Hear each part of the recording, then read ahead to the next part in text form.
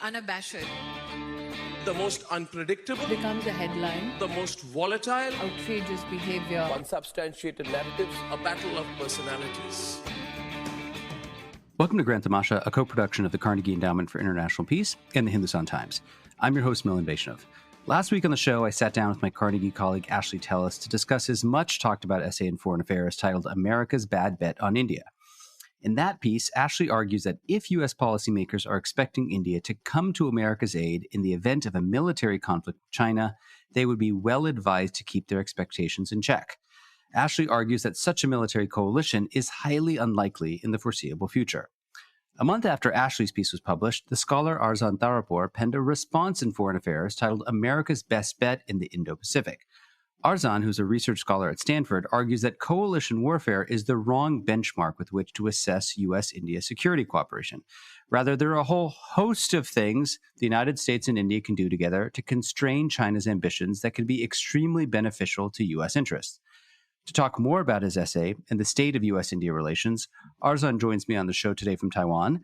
Arzan, thanks so much for taking the time. Thank you so much for having me, Milan. It's a huge pleasure and a huge honor to join your podcast. So I want to ask you about the kind of premise of your piece, right? In it, and we'll link to this in the show notes so our listeners can have a full read. You start by agreeing with Ashley's argument that, look, in the event of a security crisis in which the U.S. and China come to blows, India will not necessarily intervene militarily alongside America. But then you go on to note, and I want to quote here, New Delhi will not rush to Washington's side in the event of a security crisis with Beijing unless its interests are directly threatened. India is not a sheriff of the international order or a treaty-bound defender of U.S. interests, end quote. So far, so good. Where would you place your point of departure from Ashley's thesis? Well, thanks for asking that, because it lets me clarify. This is intended as a response to Ashley, but it's not a rebuttal to Ashley. There's not really a point of departure. It's more, I see it more as a complement to his piece, right? So it's suggesting yes, India won't rush to America's side in a Taiwan contingency or some other non-India contingency. And we should therefore still think about other benchmarks, as you say, or other ways that this partnership can be useful for Washington. Right? So if we accept his premise that coalition warfare is not going to happen, that India is not going to join a coalition, what good is a partnership with India for Washington, especially in the context of strategic competition with China that both the US and India are engaged in? So not in the context of a war, but in the context of peacetime or competition.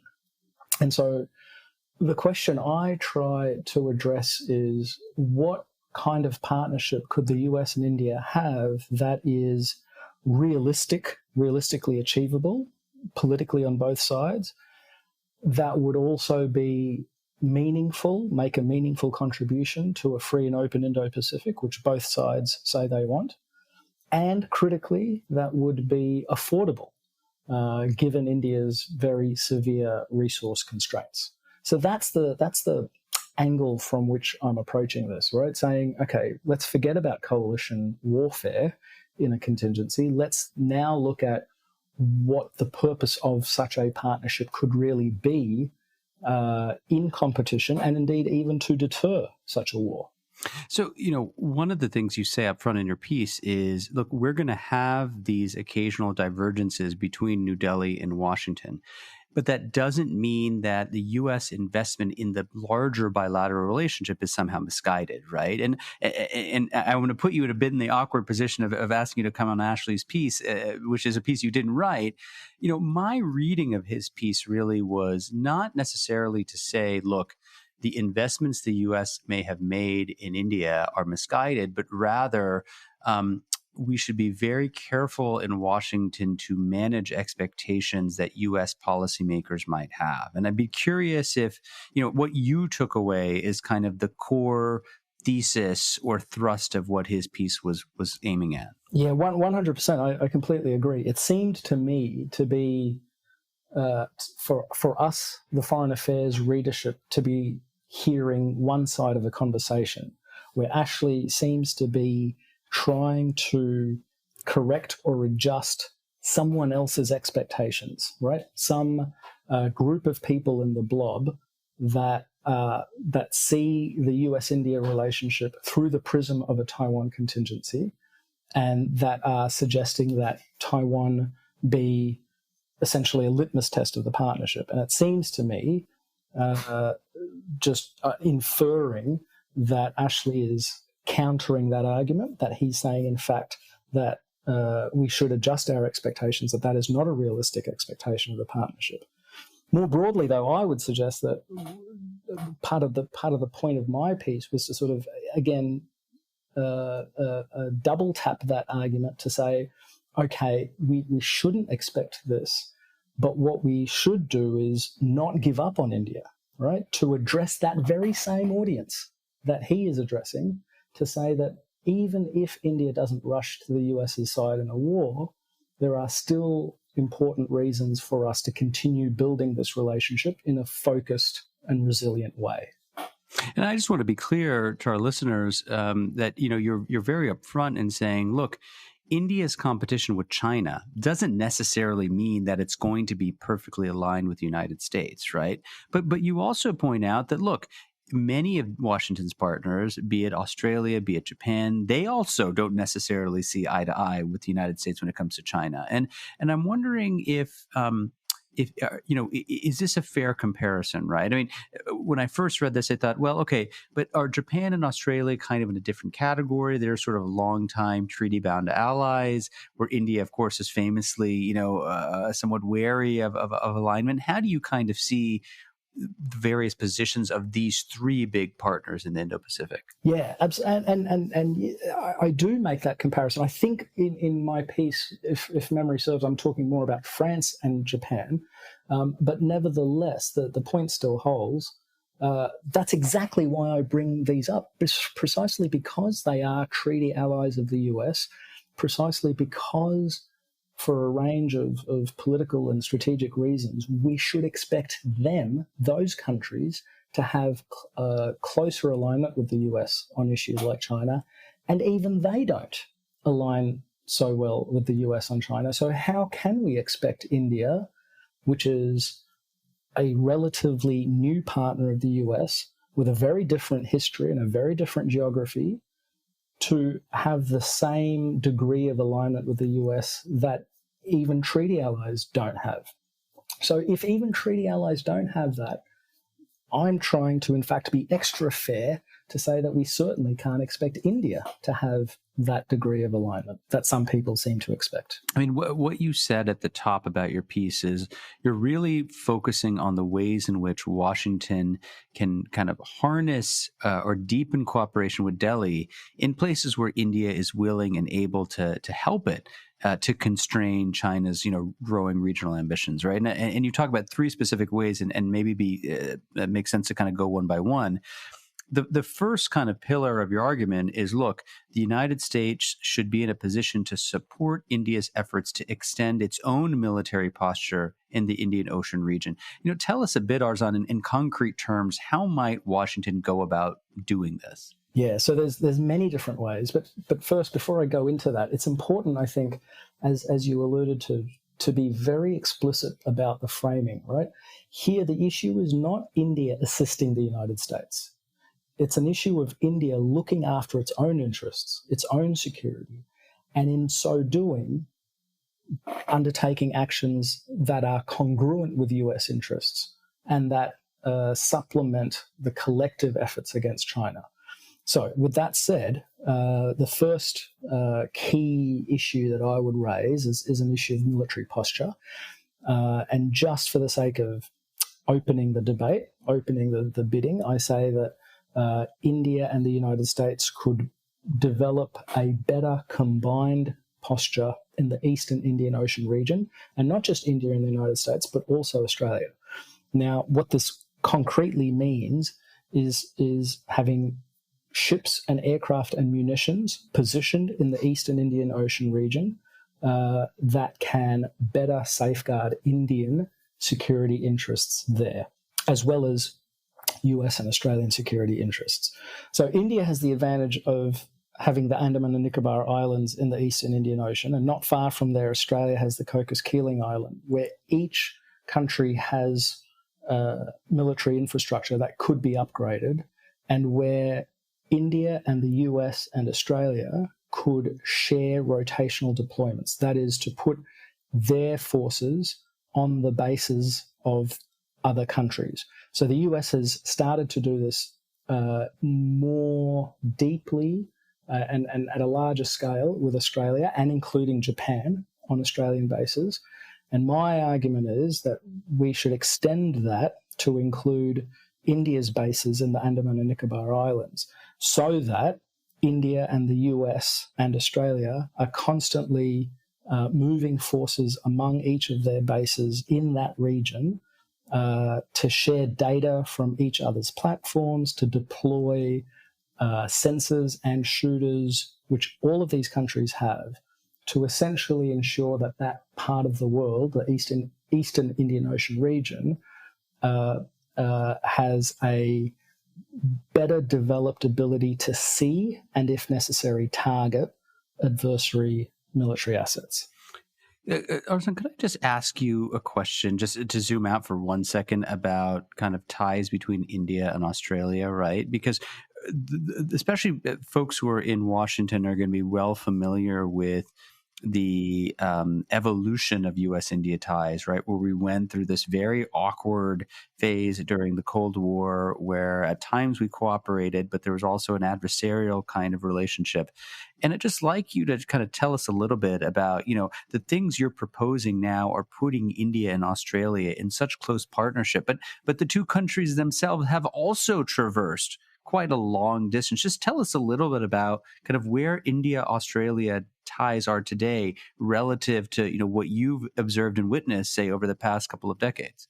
So I think the Australia-India military relationship has mirrored the trajectory of the US-India military relationship, but lagged by several years. So the Australia-India relationship also suffered a trust deficit for several years, especially around the turn of the century and for the first decade or so of the century, with issues like the Indian nuclear tests, with issues like the failure of the first incarnation of the Quad, with issues like Australia refusing to sell India uranium, right down to much more sort of quotidian issues like Indian students being assaulted on the streets of Australia, which was a big media beat-up, but nevertheless a thorn in the side of the bilateral relationship. In recent years, there's been a very rapid turnaround in that relationship, a very sudden increase in trust, and a very sudden deepening of the military partnership. And so what we see in that relationship is suddenly the two countries sharing not only a greater tempo of military exercises, but actually even having those exact rotational deployments that I'm talking about, where Indian P-8 aircraft deployed to Australia on operations, not exercise, and Australia reciprocated with a P-8 to India. And that's the sort of relationship that was unthinkable even 10 years ago, I think, and which is a piece of the puzzle that really sets up this three-way relationship most excitingly. There are clearly ways in which the United States can support India's efforts to develop a more robust posture in the Indian Ocean region. That can happen with partners like Australia. But you also go on to suggest that, look, the U.S. could support India's development of high-value niche military capabilities. And I want to ask you to help us understand what you mean by niche, right? What does this term kind of allude to? And what are some examples where the U.S. and India could productively work together in this kind of domain? So when I'm talking about high-value niche military capabilities, it's in contradistinction to a broad wholesale recapitalization of the Indian military, which is arguably needed and definitely overdue. But India faces the very difficult proposition, as any country would, of how do you replace multiple say, squadrons of MiG-21s, right? You can't do that instantly or quickly. So in lieu of that, how do you then achieve significant increases in military capability without a sort of without the massive scale of resource investment that would otherwise be needed? And my argument is that there are certain niche capabilities that give a disproportionate effect in increasing military capabilities. So, for example, in just the past couple of decades, the P8s that I mentioned already are the type of capability where a small number of platforms can suddenly create a military capability that either did not exist before or that was negligible before. India's acquisitions of U.S. transport aircraft is another good example. A relatively small number of platforms, but that has become so frequently used, so versatile, so high profile in allowing India to execute certain operations around the world. When we talk about, for example, India's acquisitions of Sea Guardian drones, that's another example of a small number, still expensive, but a small number of pieces of equipment that can have a disproportionate effect on capability. Looking to the future, there's a whole range, I think, of capability types that could fill this role. Everything from better sensing capabilities, that is a better ability to see over the border or across the ocean, better battle management networks for what we would call a SIPCOP, a common intelligence picture and a common operating picture, and long-range precision fires, right? So the types of weapons that we see being deployed in Ukraine with great effect, such as HIMARS rockets on the battlefield. Those are the types of capabilities that don't require India to completely change out its Air Force or Navy or Army equipment. It's a supplement in niche areas that can have a huge effect on the battlefield or as a deterrent.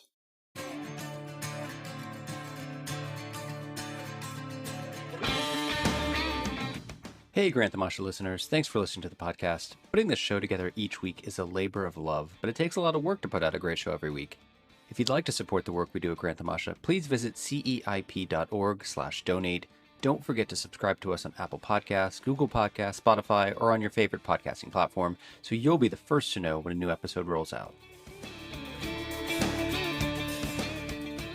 Arzan, you brought up Ukraine, and I just want to ask you about that point for a second, because it came to my mind in the context of your third recommendation, really, which is that the U.S. should work to enhance its diplomatic coordination with India. And as you know better than most, this is an area where there's been quite a lot of progress over the past couple of decades.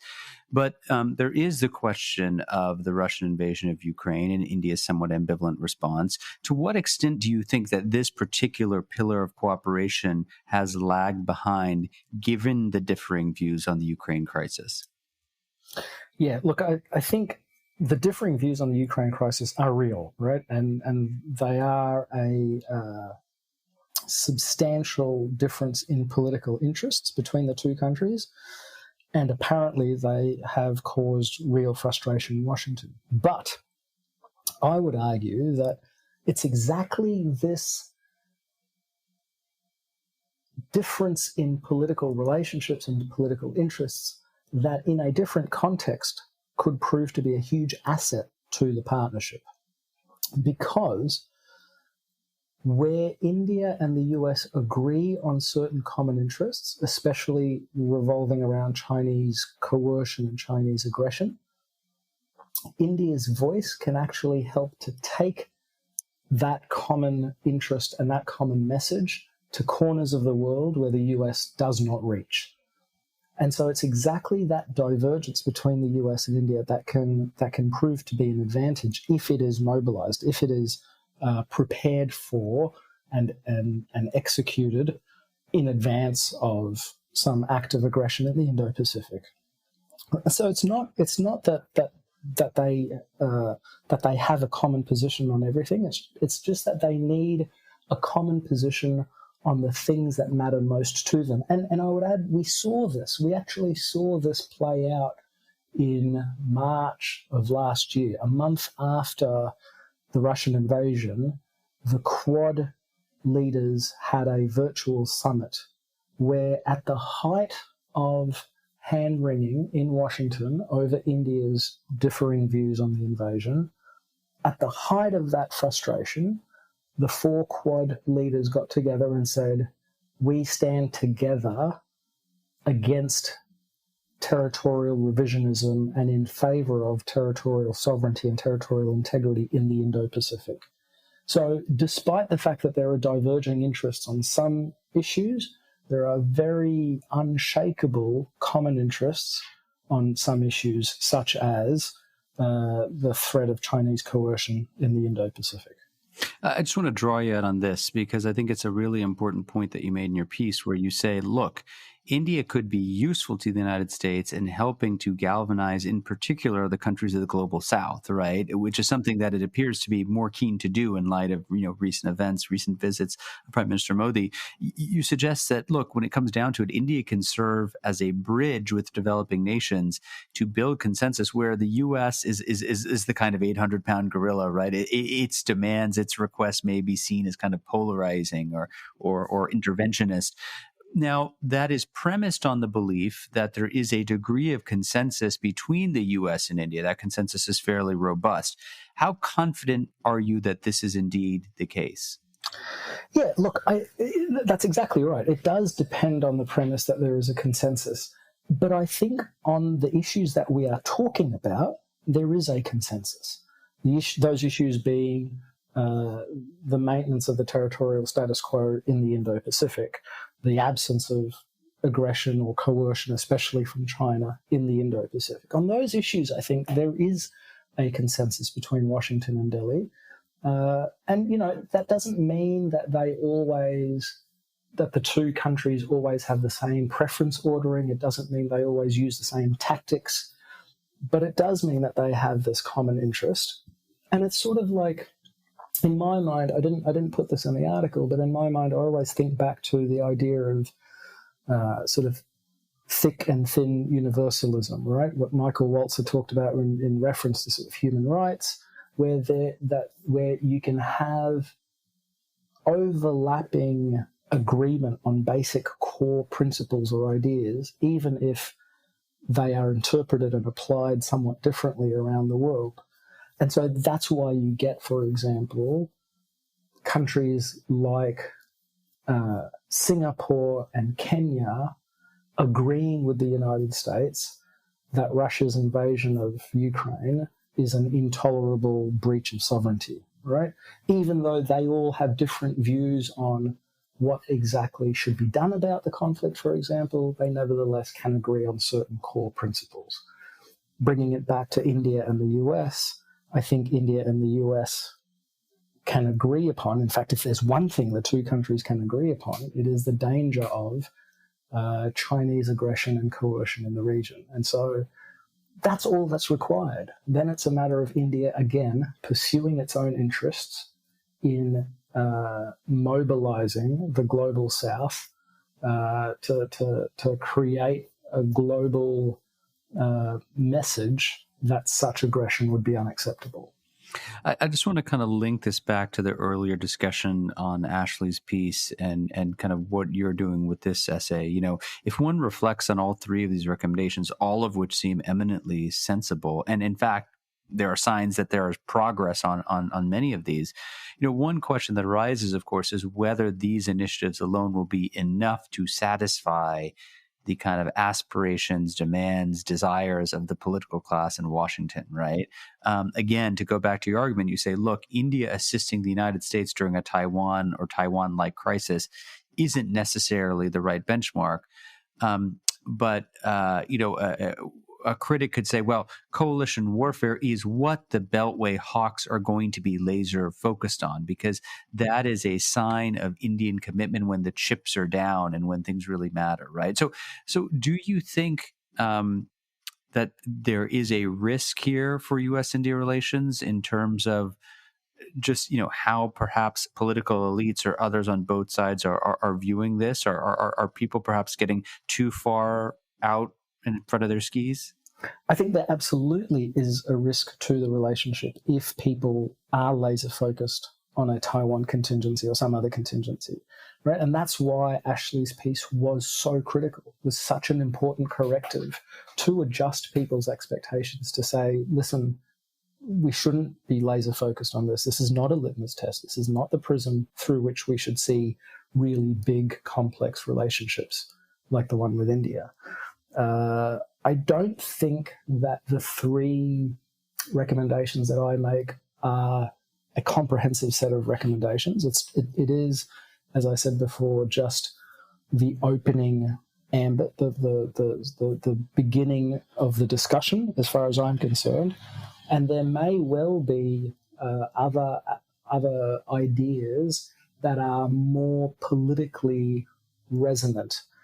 And I'm thinking here of ideas that we hear surrounding the Modi state visit relating to the defense industrial base, right? Because that involves huge amounts of money, that involves jobs, that involves a broader swath of each country, because it involves the diaspora, it involves the trade dimension to the relationship.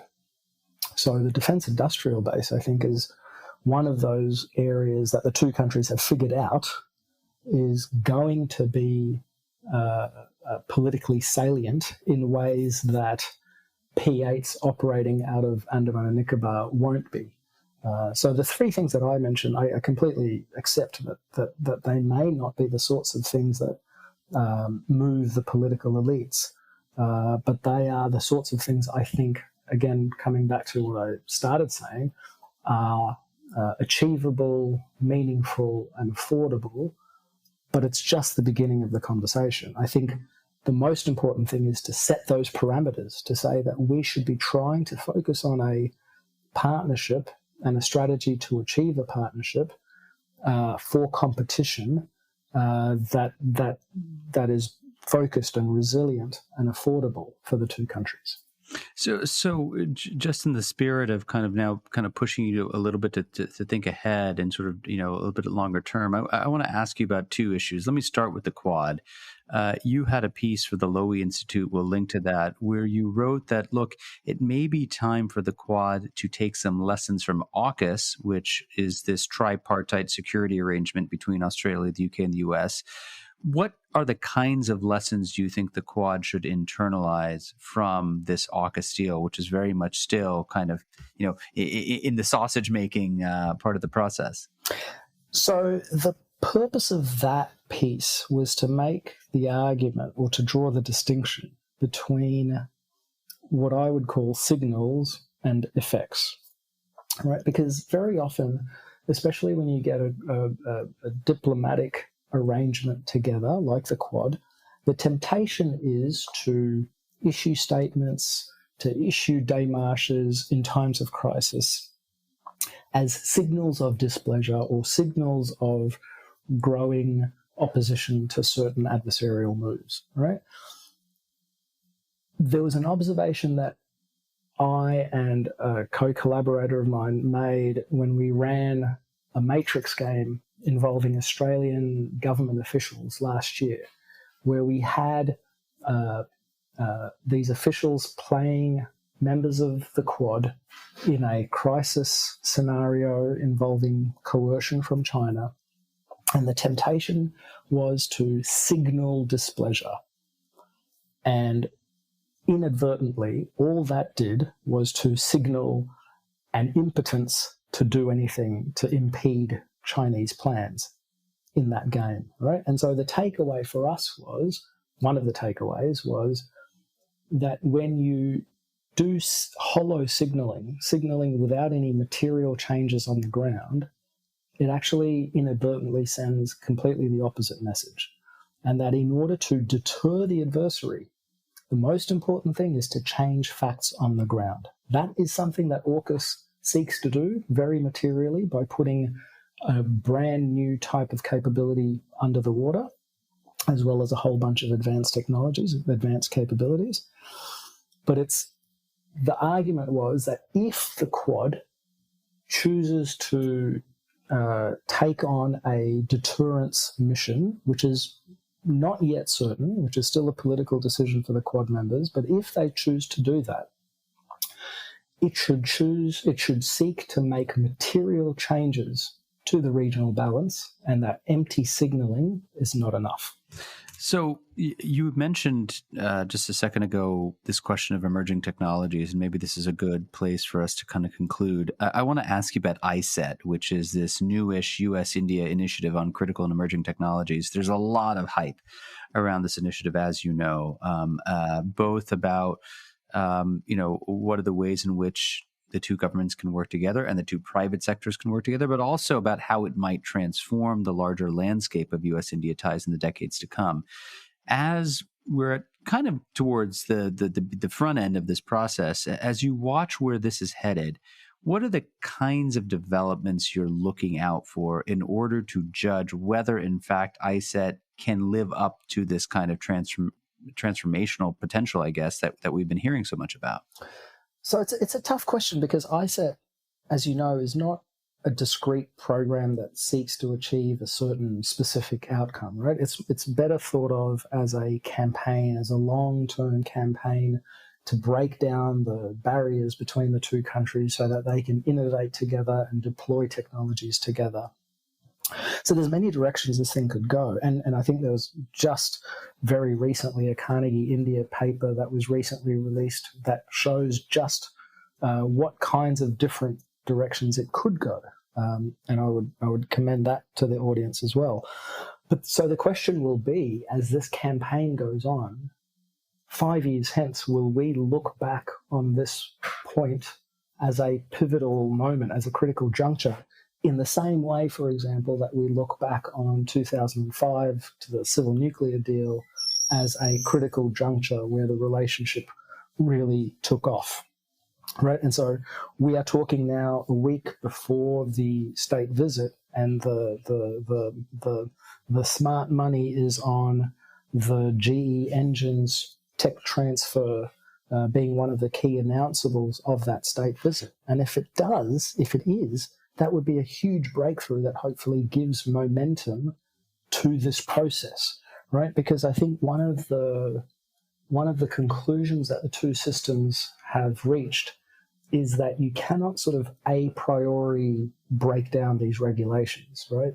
The barriers and regulations that are stopping co-development and co-innovation can only be demolished by actually doing that, by actually taking a use case, by taking a project and using that project as a forcing function to break the barriers and to enact the reforms that are necessary. So innovation is no longer a sort of one-way street where it goes from the US to its partner.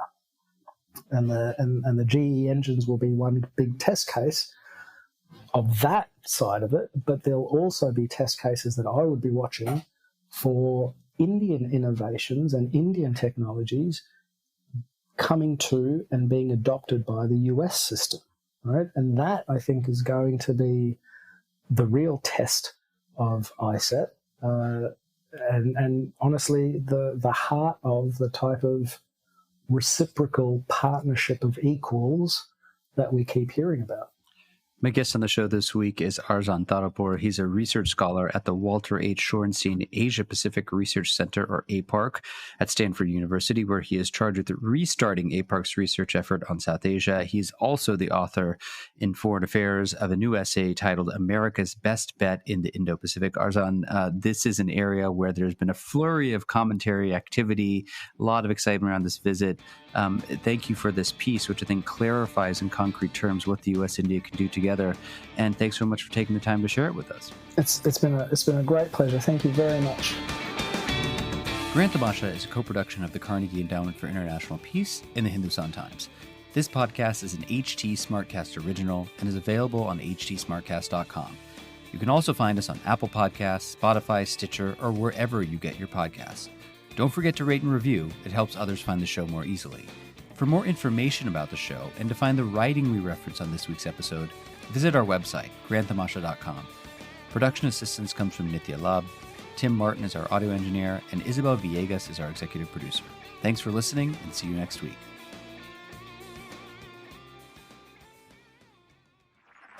This was a Hindustan Times production brought to you by HT Smartcast. HT Smartcast.